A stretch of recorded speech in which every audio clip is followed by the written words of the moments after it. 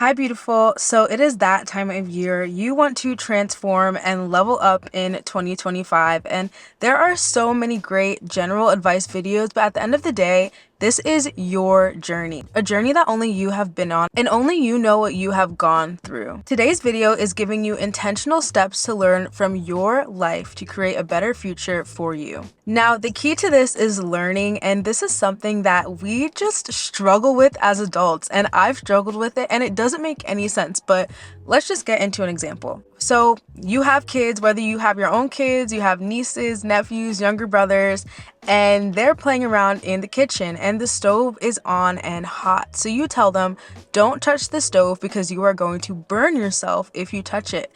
Now, most of the time they won't touch it because who wants to burn themselves? Kids don't want to burn themselves, so they won't touch it. But in the case that you have a very curious child and they touch it anyways, the second that they feel that pain, they learn quickly and they never touch that stove again. They actually learn that lesson in that moment, and from that moment until the rest of their lives, we now, even as adults, don't touch hot stoves because we learned once and we only needed to learn once. So if kids can understand this principle, why do we do the opposite when it comes to our own lives? Some of us, myself included, need to learn from kids. We need to learn, and there are nuances that make certain things harder to let go of, certain things harder to move on from, but the premise is the same. If someone is warning you of something that someone that you trust, someone that you respect, why would you still do it? And even if you do it and it hurts you, why are we doing it again?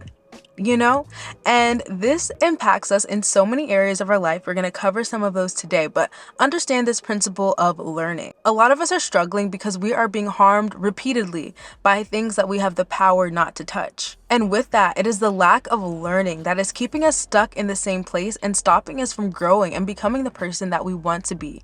And in this year of 2025, we are putting that bad habit behind us. We are learning, we are moving forward in all areas of life. So the main areas that we're going to be talking about are physical, mental, emotional, and spiritual. Now, the premise of this is learning from your life experiences because, like I said, no one besides you knows what you have been through. And sorry if I'm talking fast, my camera is about to die, and so we got to get through this advice. So for each topic, we're going to talk about what are those things that people tell us to do, people respected, people who've studied this, people who know this, and what are ways that we ignore it? What are ways that we are that stupid kid who touches it even when people tell us not to? And why in the world are we touching it again and again after we have already been burned? Right. So first, physical movement. Y'all, we know that we have to move our bodies. We only get one, first of all. And secondly, they degrade over time like anything else. Like your car needs an oil change, your body needs to move. You need movement. So this is a key thing that you are going to be told to do, because if you don't do it, you're going to be wondering why your back is always hurting. You're going to be wondering why you're always stressed because you have so much tension in your body.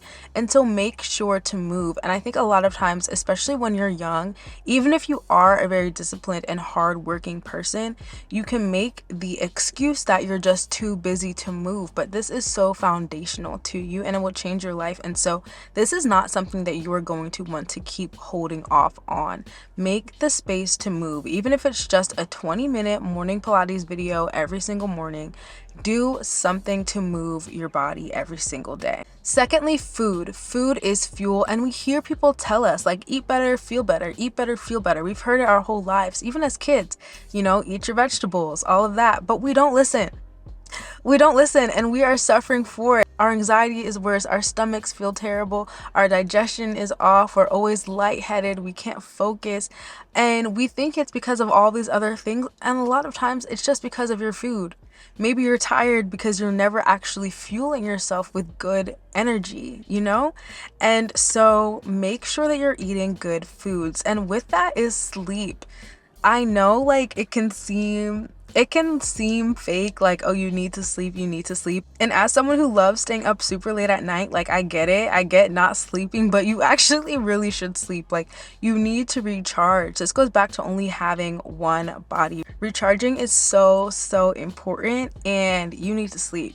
And this is something that we have to start listening to and taking seriously, because not only will sleep give you more energy in the present, but actually long term does lead to living a longer life.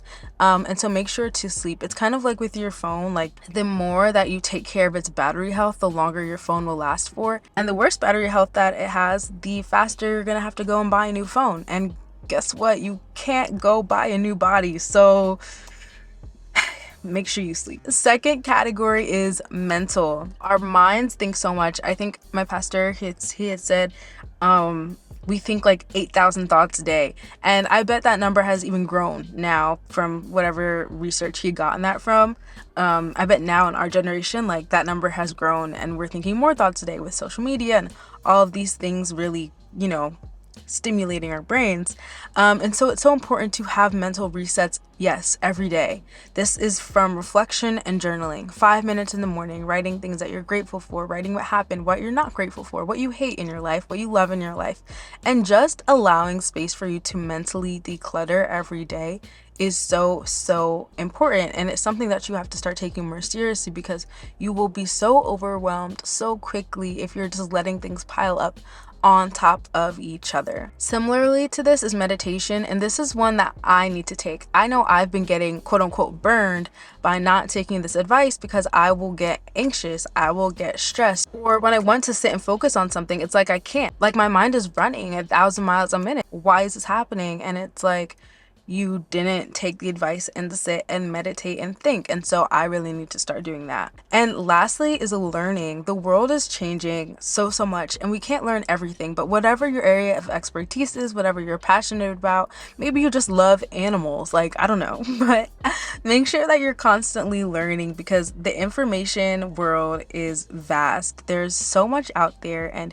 you don't want to be the last one left behind, and you don't want to be the person who just doesn't know what's going on in the world. Like, learn and make sure that you are listening at least somewhat to what's going on around you. So just make sure that you are learning in whatever way that is relevant for you. Emotional. So this is really important. I think a lot of times emotional regulation is talked about, so not going to go too deep into this, but there are some main things that will really help you in this area. One, hobbies. Always having something that you like. I don't think it's fair to rely fully on other people to fill up your emotional cup. Yes, you have friends, yes, you have family, but you also have God, yourself, and the things that God has just given you that you naturally enjoy. So whether that's running, drawing, skating, maybe it is playing video games, like what are those things that you really like, and make sure to engage in those, because if you don't, it will inevitably leave you feeling really sad and can end up making you kind of lose a little bit of love and excitement for life. You don't want to have to go through that so much, and there's really simple fixes to it, like engaging with your hobbies. Now, when it does come to friendships, the main thing I will say is to nurture them. Friendships go both ways. Friendships take work. A lot of times we talk about how like romantic relationships take a lot of work. We know marriage takes a lot of work, but what about friendships? Like, they also take work. So your friends are also people. They're also going through something. They don't always have time to hit you up, and maybe they think you're mad, you're not mad. Maybe you think they're mad, they're not mad. Like, you have to communicate, all that stuff. Like, friendships take work, and so make sure that you're putting effort into your friendships. Once I really started doing this, like, friendships thrived, friendships were healed, friendships were restored. I'm getting emotional thinking about it. Like, I'm so grateful, and I don't have a ton of friends. I have a handful of really good, tight friends, and that is all I need. I'm grateful. God is good. And yeah, put effort into your friendships. And then with relationships, honestly, I am not really dating right now. I don't know what's going on right now. Like, I know sometimes people feel called to like just being single. Sometimes people feel called to now it's their time to date. I really in this season just feel called to focus on the purpose plan God has for me and become closer to him. And hopefully if someone comes, they come. If not, they don't. Because of that, I don't really have a ton of Christian dating advice outside of finding someone else who loves Jesus. But as far as like the practicals of living that out, ask somebody else to do it. I know I love Melody Elisa. She's the first person that comes to mind, but her channel is beautiful. She doesn't talk a ton about relationships either, but she is married, she is a mother, and I really respect her journey. So she could be great to look on for that too. But kind of like I was insinuating, how I feel like I'm in a season where it's like getting closer to God, working more on my purpose. With relationships, just keep them in a healthy place in your life. Like, especially if you're in your early 20s or if you're in a growing season. If you have met your best friend for life, then please prioritize them. But if you haven't yet, then just keep the things that matter most first. And I think this is hard to do because love is love. I love all things love. We love being in love. I love it. I love it. It's so cute. And it's a fun time to just like date around, get to know people, and just to get to know yourself more. But at the same time, don't let that take over the other things in your life. Don't let every conversation with your friends become about the new man that you're talking to instead of the goals that you're trying to achieve, the legacy that you're wanting to build. Like, make sure to keep it in the place that it belongs. And also doing this will help you not to tolerate foolishness and not to, because it's not that big of a deal. Like, if he's not acting right, he's not acting right. Like, let him go. And if you don't like him, you don't like him, let him go. And life moves on, and that's okay. And I think it's just really helpful to have relationships in a healthy place in your life. And lastly, spiritual. This one I'm so excited to grow in this year is prayer. Like, I think people will always tell us to pray. Oh, you have to pray. Oh, you have to pray. Oh, I prayed for this and God did this. Or I prayed and God answered. But somehow we don't pray and we are going to get burned like that kid on the stove if we don't start to take God seriously. And not even in the sense of taking God seriously, but in understanding that there is someone out there who loves you and wants to hear you and who knows you and wants to know and wants you to feel known, and to experience being known. And so talking to God really does that, and that's a big thing. Next, with the spiritual, is protecting your ears and eyes. Now, whether you're a Christian or, you know, figuring it out, whatever, like, this applies. Hands down, this applies. Protecting your atmosphere. I talked about this in last week's video, but you have to create an atmosphere, a life-giving atmosphere that you're growing and living life out of.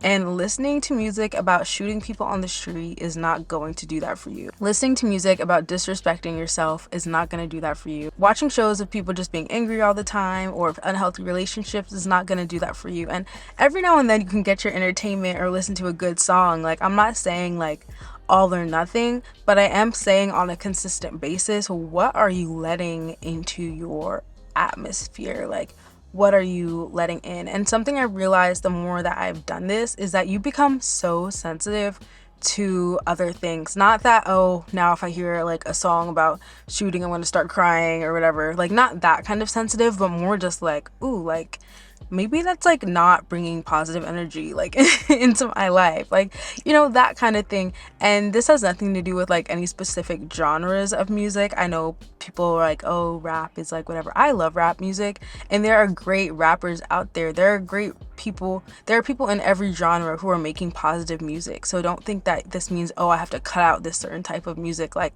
no, every genre of music has so many amazing artists that are bringing realness, bringing positive energy into their songs. And when I say positive energy, I don't always mean they're talking about sunshine and rainbows.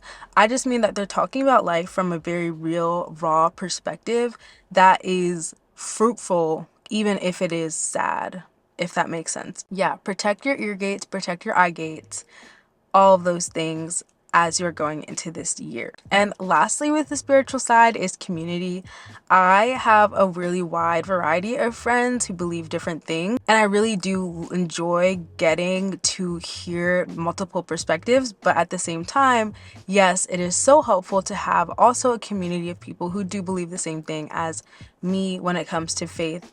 And this is really just for the sense of growing. Like, I mean, anything else. If you're in nursing school, you get put in a nursing cohort. When I was in undergrad, I was part of a women's in business association. Why? Because being in community with people that you have like such foundational things in common with is just encouraging. It lets you go deeper into whatever it is that you're enjoying about. It's a place where you can ask questions, where you can express doubts, where you can express concerns, and where you can learn and just grow. And it's just so important. And so if you're on your spiritual journey and feeling a little bit lost, maybe something that will help you is finding that community, trying different youth events in your area, going to churches, or just even online, like here in the comments. Like, I would love if people like connected and met, and maybe I'll start like a chat for that eventually, like a group chat kind of thing. But that is so important, just to build community and to have like-minded people around you so that way you can go deeper and learn more about what it is that is so foundational to your life. All of these things together, take them back, reflect on your life, on where you are at, and see how you can use them to level up in 2025. Well, I really hope that you all enjoyed this week's video. Thank you so much for listening to another episode of the I Am podcast. I am so excited to see you taking another step on your growth journey. If you enjoyed, don't forget to like, comment, subscribe, share with a friend, and I will see you in next week's video. Bye!